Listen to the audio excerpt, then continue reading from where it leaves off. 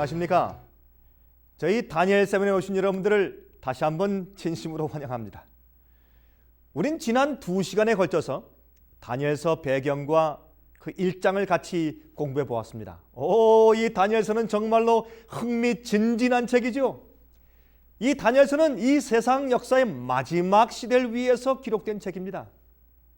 여러분, 하나님께서 이스라엘 택하신 목적이 있었죠. 그것은 진리를 보여줄 수 있는 문화를 가지고 있는 백성들이 필요하셨기 때문에 그렇습니다. 그런데 또한 메시아가 그 민족에 태어났어야만 했습니다. 그래서 메시아가 오는 한 민족이 필요했죠.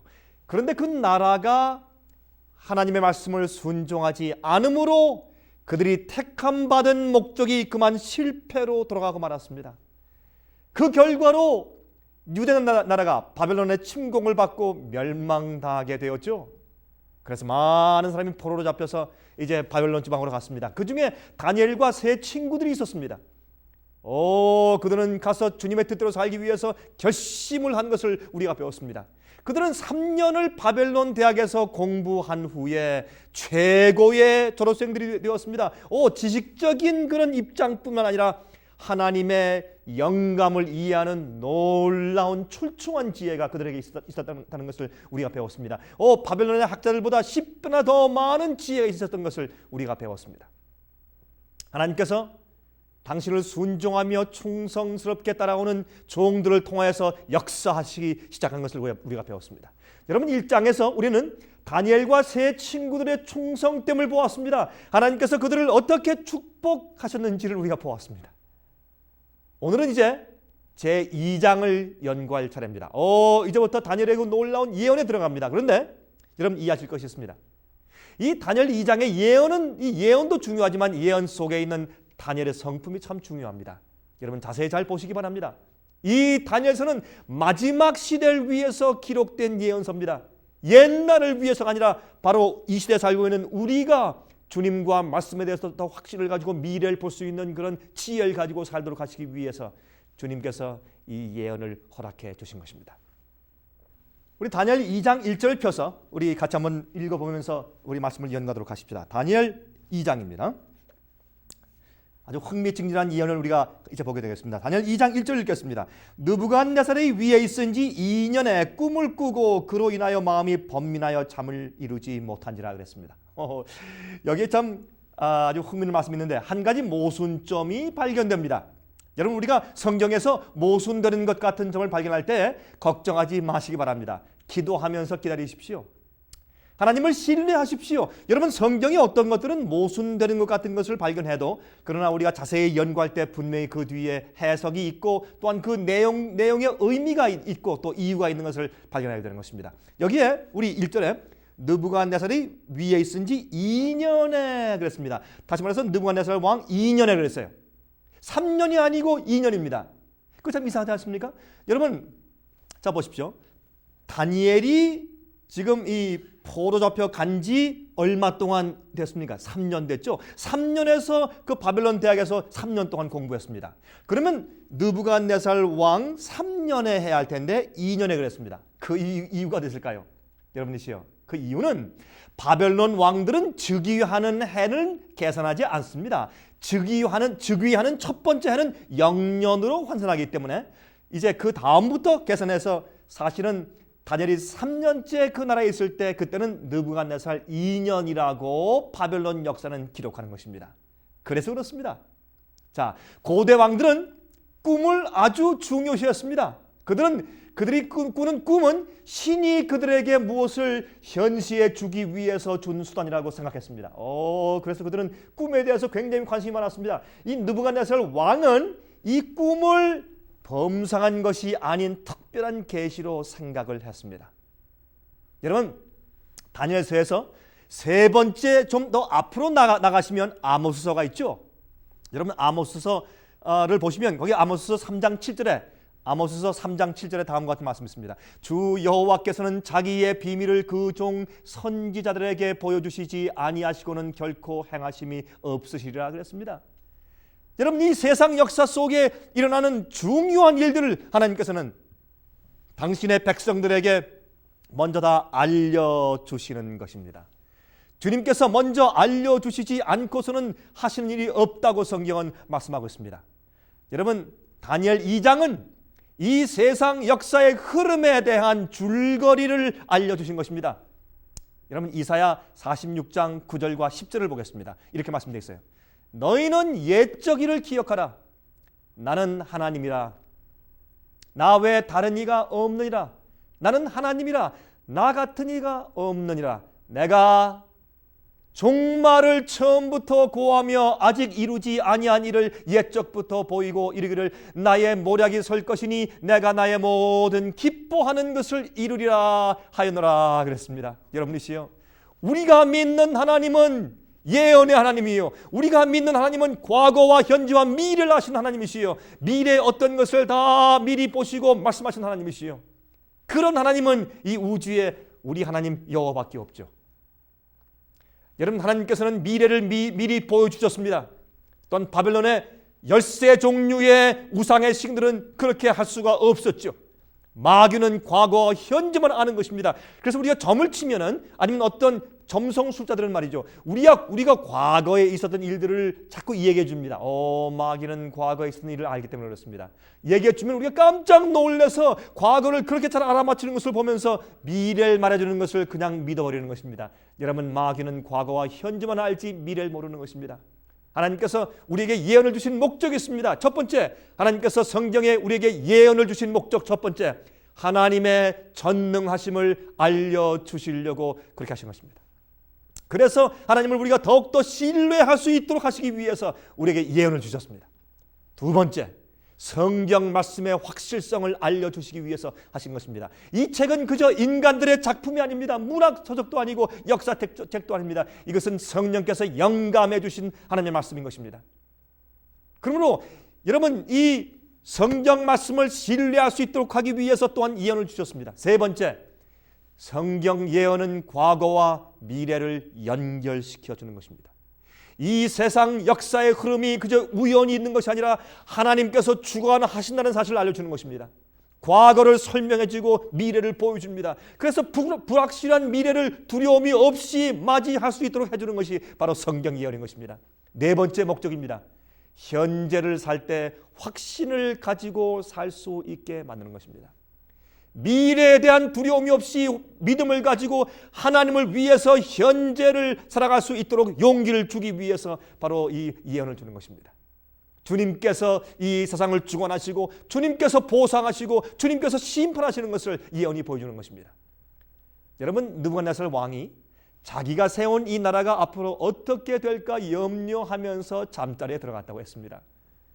그럴 때 하나님께서 그에게 꿈을 주셨습니다. 그런데 문제는 말이죠, 그가 꿈을 꾼 다음에 금방 그 꿈을 잊어버렸어요. 그 꿈을 기억할 수가 없는 것입니다.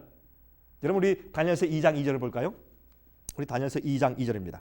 왕이 그 꿈을 자기에게 고하게 하려고 명하여 박수와 술객과 점장이와 갈대아 술사를 부르매 그들이 와서 왕의 앞에 선지라 그랬습니다. 지금 느부갓네살 왕이 자기의 밑에 있는 부하들, 술객과 박사들과 술자들을 전부 다 불렀습니다. 여러분, 그들은 항상 자기들은 과거를 알지만 또한 미래도 알고 미리 예언해 준다고 장담하고 항상 조언했던 사람들입니다. 그래서 느부갓네살 왕은 그 자신만만한 그 박사와 술객들을 전부 다 불렀습니다. 불러서 자기가 잊어버린 꿈도 맞추고 또한 꿈에 대한 해석도 해달라고 그가 말하는 것입니다. 여러분, 그런 법이 어디 있습니까? 우리 여기서 좀 알고 지날 것이 있습니다. 바벨론은요, 천문학과 점성술의 시조 나라입니다. 여러분, 이 천문학과 점성술이 아주 발달했던 나라입니다. 박수는, 여기 성경에는 박수라는 뜻은 무당이라는 뜻이고, 또한 술객은 마술사들입니다. 영어로 sorcerers. 이 사람들은 죽은 자들과 교통한다고 하는, 죽은 영과 교통한다고 하는 그런 술객들이었습니다. 또한 점장이라는 뜻은, 점장이는 영어로 astrologers, 그것은 점성학자들 말하는 것입니다. 점성학자들. 그 사람들은 별의 움직임을 통해서 점치는 사람들입니다. 여러분, 요즘에도 점성술들이 많이 있죠. 여러분, 신문을 보시면 왼쪽이나 오른쪽 끝에 점성술로 어느 별에 속하고 또 내 운명은 어떻고 별의 움직임은 어떻고 그런 것으로 점을 치는 사람들의 얘기가 많이 나옵니다. 또한 갈대아 술사들 얘기가 있습니다. 이 갈대아 술사들은, 그 사람들은 정말 과학자들이었고 수학자들이었습니다. 여러분, 바벨론에서 수학이 발달한 것을 여러분께서 아시죠? 그들은 수학과 과학을 통해서 미래를 풀어나간다고 하는 그런 사람들이었습니다. 이런 사람들을 전부 다 왕이 불렀습니다. 다 모여라. 내가 하나님께서 신이 내게 굉장히 중요한 계시를 주셨는데 내가 잊어버렸다. 너희 좀 알아맞혀 봐라. 라고 좀 묻는 것이었습니다. 여러분 신명기 18장을 보시면 다음과 같은 말씀이 기록되어 있습니다. 신명기 18장의 말씀을 좀 제가 찾아서 읽겠습니다. 신명기 18장 9절부터 12절까지 보겠습니다. 이런 말씀이 있어요. 내 하나님 여호와께서 내게 주시는 땅에 들어가거든 너는 그 민족들의 가증한 행위를 본받지 말 것이며 그 아들이나 딸을 불 가운데로 지나게 하는 복술자나 기륭을 말하는 자나 요술하는 자나 무당이나, 다시 말해서 하나님께서는 이스라엘 백성들에게 무당이나 복술자 또한 이 아들과 딸들을 불 속에 지나가게 하면서 그런 신에게 경배하고 바쳐서 어떤 신의 은총을 받고 신의 어떤 예언을 듣고 하는 그런 것들 말이죠. 그런 것을 다 금하게 했습니다. 또 진언자나 친접자나 박수나 초혼자를 너희 중에 용납하지 말라 그랬습니다. 이렇게 신을 초청해서 교통하는 자들은 절대로 용납하지 말라 그랬습니다.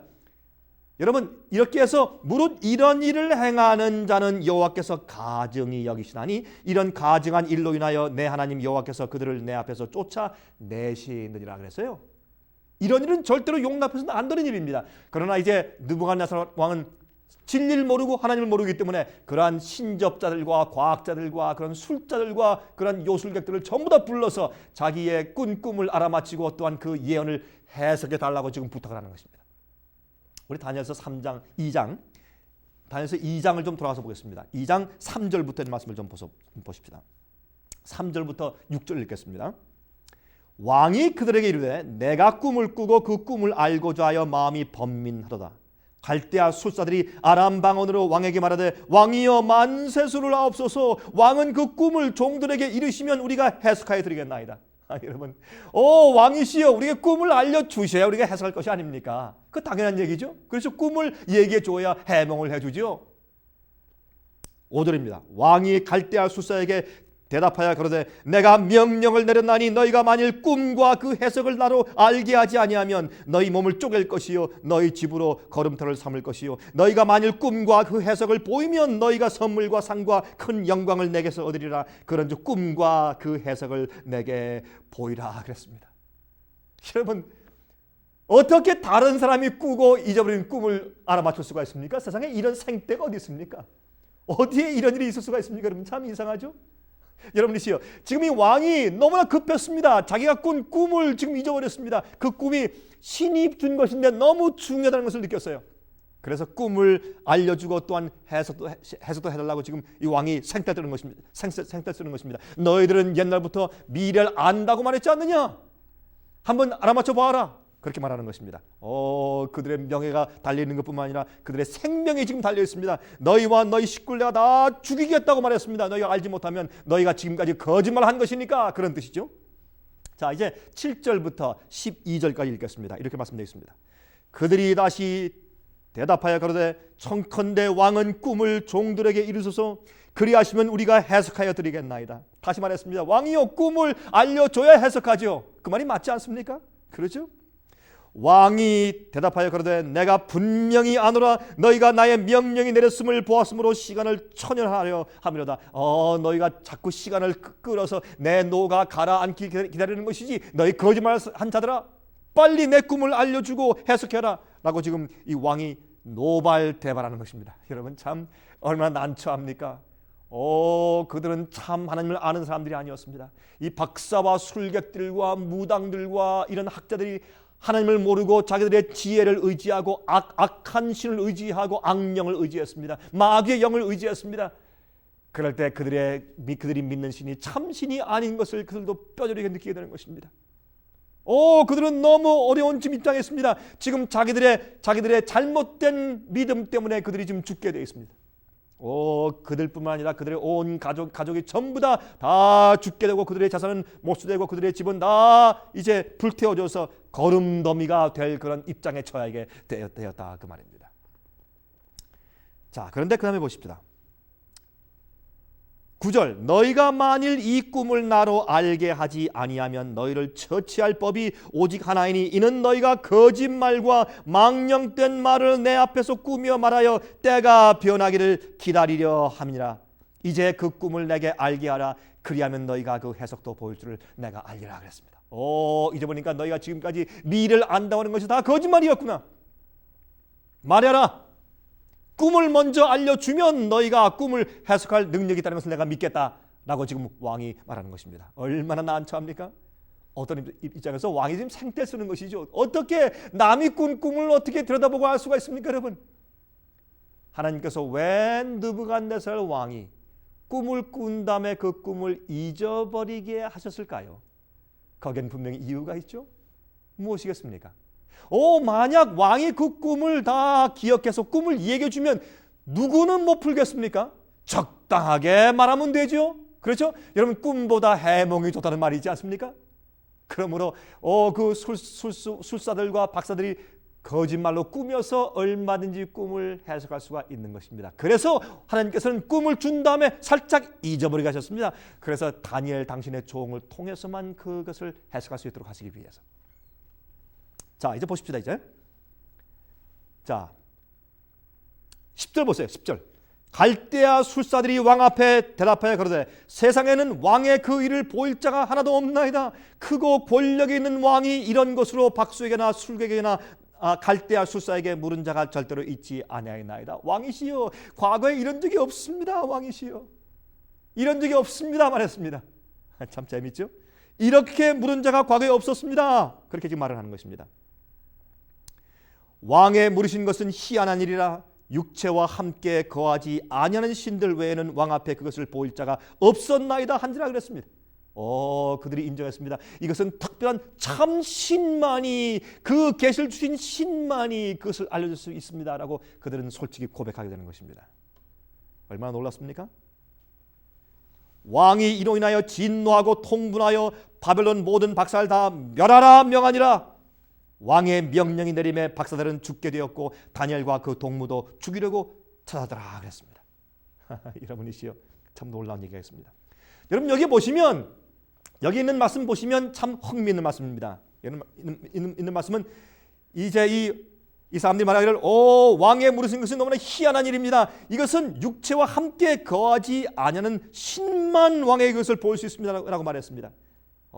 그럴 때 왕이 화가 나서 그들을 다, 박사를 다 멸해서 죽이라고 명령을 내렸습니다.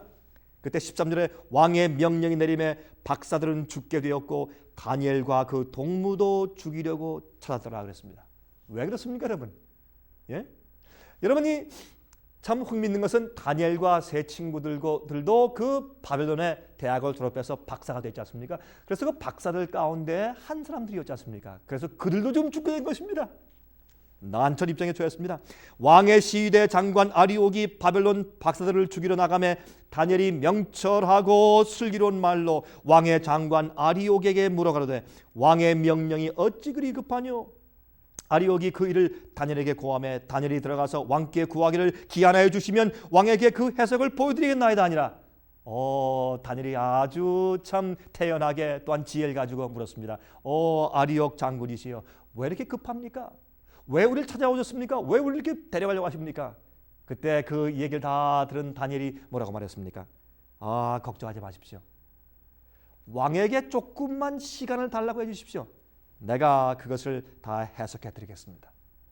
그렇게 말했습니다. 왜 그랬을까요? 다니엘은 하나님을 신뢰하고 있었기 때문에. 그 꿈은 느부갓네살 왕에게 하나님께서 주신 꿈인 것을 그는 알았습니다. 17절부터 이에 다니엘이 자기 집으로 돌아가서 그 동무 하나냐와 미사엘과 아사랴에게 그 일을 고하였고 그의 세 친구를 같이 모았습니다. 그리고 나서 18절 기도하기 시작합니다. 하늘에 계신 하나님이 이 은밀한 일에 대하여 긍휼히 여기사 자기 다니엘과 동무들이 바벨론의 다른 박사와 함께 죽임을 당치 않게 하시기를 그들로 구하게 하니라. 하나님이시여, 우리의 생명을 보호해 주시옵소서 라고 간절히 기도합니다. 그리고 주께서 이 은밀한 일에 대해서 자기들에게 알려달라고 저 앞에 기도합니다. 19절 이에 이 은밀한 것이 밤의 이상으로 다니엘에게 나타내 보임에 다니엘이 하늘에 계신 하나님을 찬송하니라. 하나님께서 느부갓네살 왕에게 주셨던 그 꿈을 다니엘에게 주시고 또한 그 해석을 보여주셨습니다. 얼마나 놀라운 일입니까? 이렇게 해서 다니엘과 세 친구는 주님의 이름을 찬송합니다. 찬양합니다. 20절 다니엘이 말하여 그러되 영원 무궁히 하나님의 이름을 찬송할 것은 지혜와 권능이 그에게 있음이로다. 그는 때와 기한을 변하시며 왕들을 패하시고 왕들을 세우시며 지혜자에게 지혜를 주시고 지식자에게 총명을 주시는도다 그랬습니다. 자 보십시오. 그는 깊고 은밀한 일을 나타내시고 어두운 데 있는 것을 아시며 또 빛이 그와 함께 있도다. 나의 열주 하나님이여 주께서 이제 내게 지혜와 능력을 주시고 우리가 주께 구한 바 이를 내게 알게 하셨사오니 내가 주께 감사하고 주를 찬양하나이다. 곧 주께서 왕의 그 일을 내게 보이셨나이다 하니라 그랬습니다. 얼마나 아름다운 이야기입니까? 여러분, 그런데 여기 또 한 가지 아름다운 사건이 있습니다. 그것은 뭐냐면 이 다니엘이 그 나라 바벨론 나라에 있던 박수들과 술객들과 박사들에게 취한 그의 아름다운 성품입니다. 그 성품이 24절 가운데 기록되어 있습니다. 한번 보십시다. 이에 다니엘이 왕이 바벨론 박사들을 멸하라 명한 아리옥에게로 가서 이름에 그에게 이같이 이르되 바벨론 박사들을 멸하지 말고 나를 왕의 앞으로 인도하라. 그리하면 내가 그 해석을 왕께 보여드리리라 그랬습니다. 얼마나 아름다운 얘기입니까?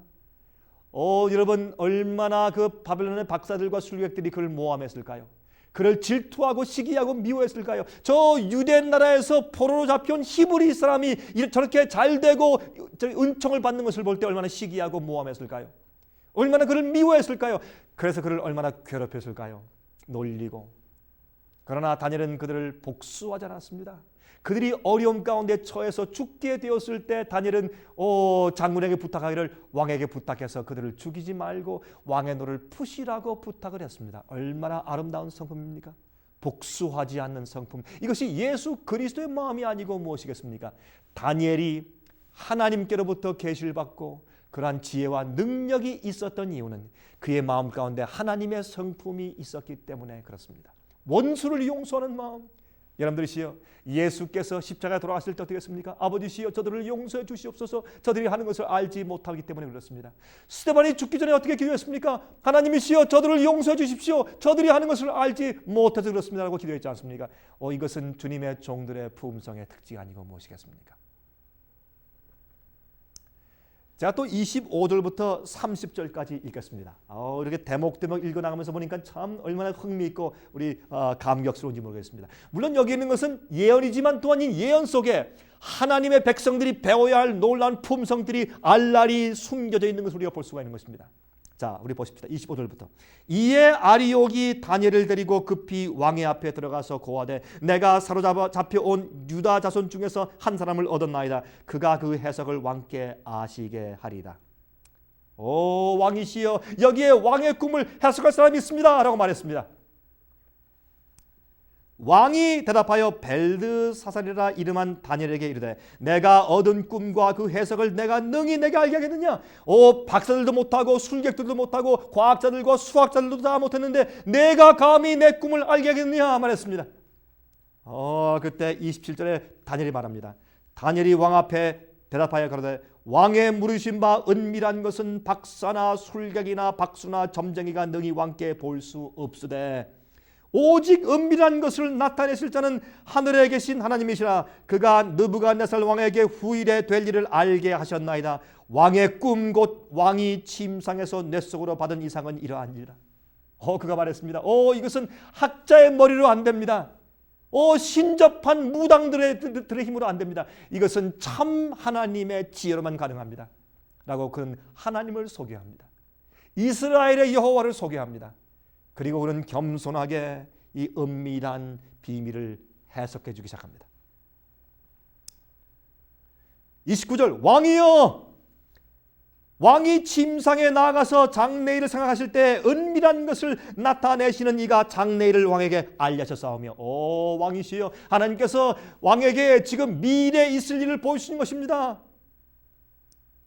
30절 내게 이 은밀한 것을 나타내시면 내 지혜가 다른 인생보다 나은 것이 아니라 오직 그 해석을 왕에게 알려서 왕의 마음으로 생각하는 것을 왕으로 알게 하려 하심이니이다.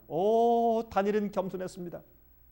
보통 사람 같으면 얼마나 자랑했겠습니까? 얼마나 오만하고 얼마나 자신만만한 태도로 말했겠습니까? 그러나 다니엘은 하나님을 의지했습니다. 주 앞에만 영광 돌리고 주님만 존경케 하는 것이 그의 생애의 목적이었습니다. 그래서 다니엘은 겸손하게 말했습니다. 이것은 하나님께서 하신 일입니다. 내가 한 일이 아닙니다. 그리고 이제 말합니다. 31절, 왕이시여, 왕이 한 큰 신상을 보셨나이다. 그 신상이 왕의 앞에 섰는데 크고 광채가 특심하며 그 모양이 심히 두려우니 그 우상의 머리는 정금이요 가슴과 팔들은 은이요 배와 넓적다리는 노시요 그 종아리는 철이요 그 발은 얼마는 철이요 얼마는 진흙이었나이다. 또 왕이 보신즉 사람의 손으로 하지 아니하고 뜨인 돌이 신상의 철과 진흙의 발을 쳐서 부서뜨리매 때에 철과 진흙과 놋과 은과 금이 다 부서져 여름 다장마당에 겨같이 되어 바람에 불려 간 곳이 없었고 우상을 친 돌은 태산을 이루어 온 세계에 가득하였었나이다. 그랬습니다. 여러분 얼마나 놀라운 얘기입니까? 이 얘기를 듣고 나서 아마 이 느부갓네살 왕은 무릎을 쳤을 겁니다. 맞다, 다니엘아, 내 말이 맞다. 참 놀랐다. 그래, 이 꿈의 뜻이 무엇이냐? 그렇게 말한 것입니다. 이것은 하나님께서만이 할 수 있는 놀라운 그런 지혜의 일이었습니다. 그때 다니엘이 이제 꿈에 대해서 해석을 해나갑니다. 그 말씀이 36절부터 43절까지 있습니다. 우리 한번 보십시다. 얼마나 흥미있는 얘기인지 한번 보십시다. 자, 36절부터 43절까지 어떻게 해석하는 가 좀 보십시다. 그 꿈이 이러한즉 내가 이제 그 해석을 왕 앞에 진술하리라. 왕이여, 왕은 열왕의 왕이시라. 하늘의 하나님이 나라와 권세와 능력과 영광을 왕에게 주셨고 인생들과 들짐승과 공중의 새들 어느 곳에 있는 것을 물어나고 그것들을 왕의 손에 붙이사 다 다스리게 하셨으니 왕은 곧 그 금머리니이다. 그랬습니다. 여러분이시여, 그런 말했습니다. 왕이시여, 왕이 가진 그 영광과 모든 권세는 하늘에 계신 하나님께로부터 온 것입니다. 그러므로 주의하십시오. 선하게 사용하십시오. 온 만국을 다스릴 때 하나님께 영광 돌리게 통치하십시오. 그렇게 지금 충고하는 것입니다. 그리고 말하기를 그 큰 신상을 보았는데, 큰 신상을 꿈에서 보았는데 그 큰 신상이 있는데 머리는 금이고 가슴과 팔은 은이고 그 다음에 이 배와 허벅지는 동이고 두 다리는 철이고 또한 발은 철과 진흙이 섞여 있었습니다. 그런데 사람의 손으로 만들지 않은 한 돌이 뜨인 돌이 날라와서 어딜 쳤습니까? 머리를 쳤습니까? 아닙니다. 배를 쳤습니까? 아닙니다. 발을 쳐서 무너뜨림에 다 산산조각 나서 바람에 불려서 다 날아가 버리고 뜨인 돌의 나라가 사상을 꽉 채웠습니다. 그것이 이제 꿈이었죠. 그 해석을 설명하면서 왕이시여, 왕이 바로 그 금머리입니다. 그랬습니다. 여러분이시여, 바벨론 나라는, 고대 바벨론은 BC 605년부터 539년 BC까지 605년부터 539년 BC까지 존재했던 막강한 나라였습니다. 온 세계를 지배하는 제국이었습니다. 여러분, 그 나라는 유프라데스 강 위에 세워져 있었고 그 성 안에는 20년 동안 먹을 양식을 저장할 수 있는 창고가 있었다고 했습니다. 놀라운 나라죠. 또한 성벽이 299피트의 높이입니다. 299피트의 높이였습니다. 성벽이 얼마나 높았습니까? 또한 그 성의 둘레가 60마일의 둘레였다고 했습니다. 크고 막강한 그런 성이었습니다. 난공불락의 성이었죠. 여러분, 그래서 예레미야서 51장 7절에 말씀하기를 바벨론은 여호와의 수중에 온 세계로 취케하는 금잔이라 그랬어요. 금잔. 여러분, 그 당시에 있는 사건들을, 그리고 이락이죠. 지금 그 이락의 밑에 남부 이락에 가서 고고학자들이 파보면 거기에 옛날 바벨론의 그 성들이 나오는데 거기 가면 바벨론에서 금을 참 많이 사용했던 것을 그들이 발견할 수 있다는 것입니다. 그래서 바벨론 나라는 금으로 상징됐습니다. 머리로. 여러분, 그런데 보세요. 이 신상의 가치가 금, 은, 동, 철, 또 철과 진흙이죠. 그래서 금속의 가치는 점점 떨어지지만은 금속의 강도는요 점점 더 강해지죠. 금보다 은이 더 강하고 또 은보다 동이 더 강하고 동보다 철이 더 강도는 더 강하죠. 물론 그 가치는 떨어지지만은. 무슨 뜻입니까? 각 제국들이 바뀌면서 그 부는 내려갈지 모르지만은 군사적인 그 힘은 점점 더 강력해질 것을 하나님께서 지혜로 그렇게 보여주신 것입니다. 여러분, 두 번째 제국은 무엇입니까? 첫 번째는 첫 번째는 금나라 바벨론이었죠. 두 번째는요, 메데 페르시아 동맹국이었습니다. 여러분, 고레스가 와서 페르시아 나라가 와서 바벨론을 쳐서 정복했죠. 그것은 539년부터 331년 BC까지 있었던 강력한 나라였습니다.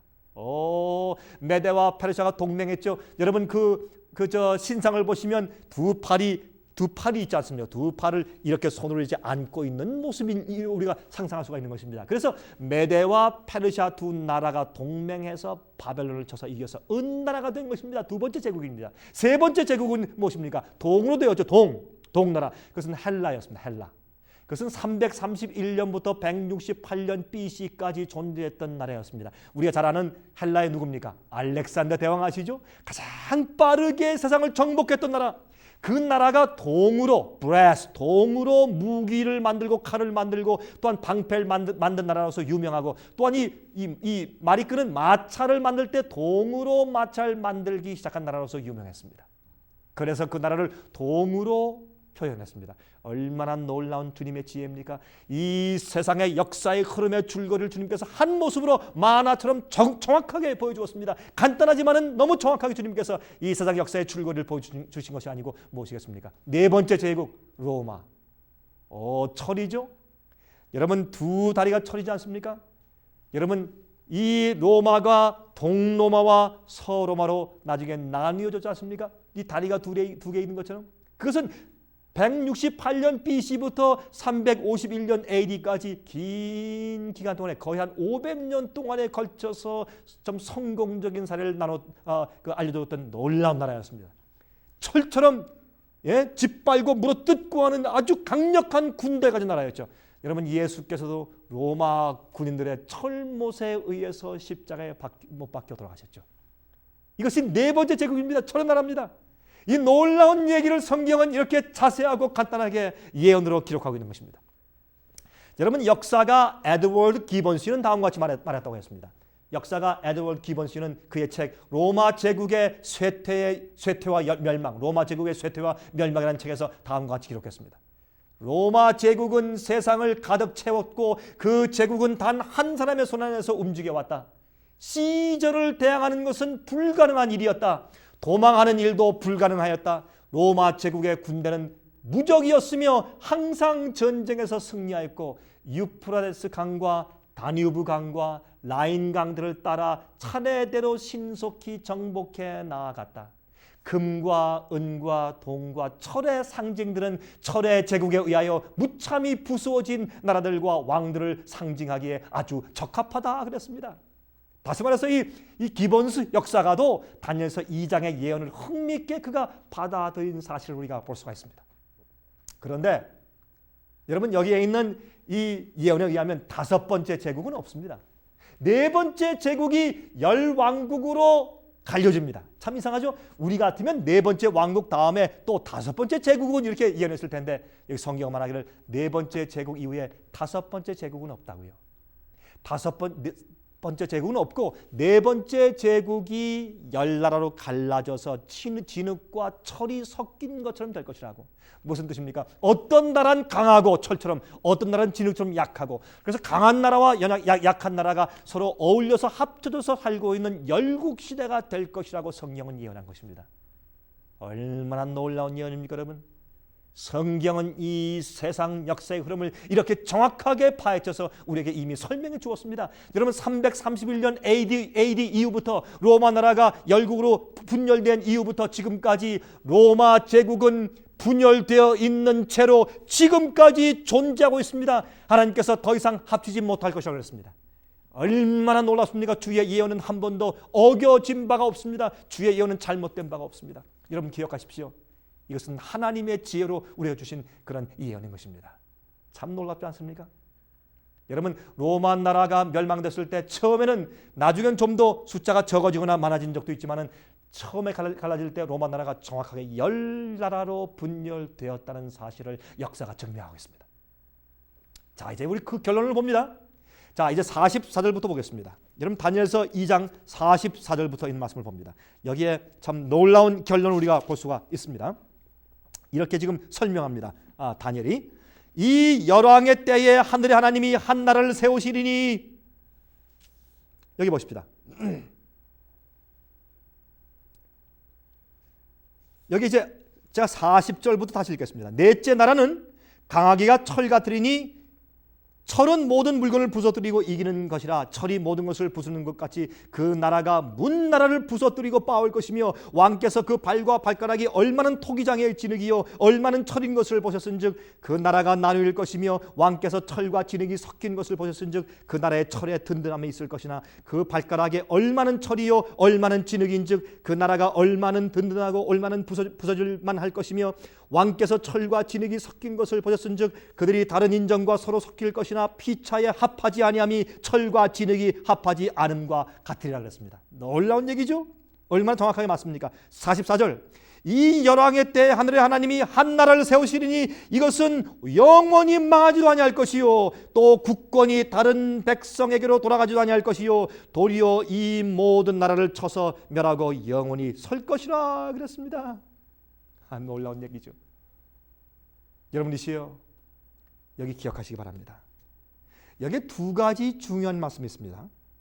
43절 보시면 왕께서 철과 진흙이 섞인 것을 보셨은즉 그들이 다른 인정과 서로 섞일 것이 피차에 합하지 아니함이 철과 진흙이 합하지 않음과 같으리라 그랬습니다.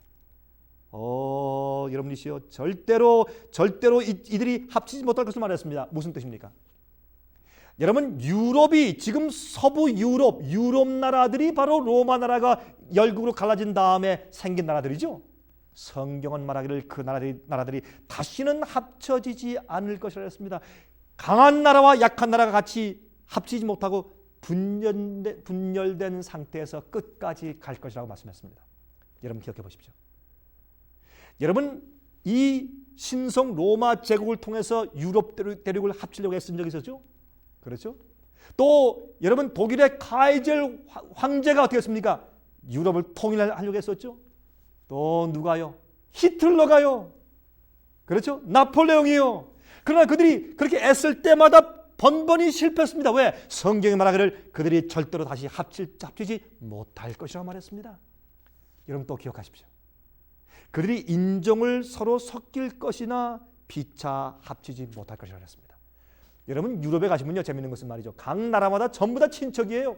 영국, 스페인, 불란서, 이태리, 독일, 덴마크, 네덜란드 전부 다 해서 전부 다 유럽에 있는 왕가들이 전부 다 친척입니다. 서로 아들과 딸들, 왕들과 공주를 주고받았기 때문에 말입니다.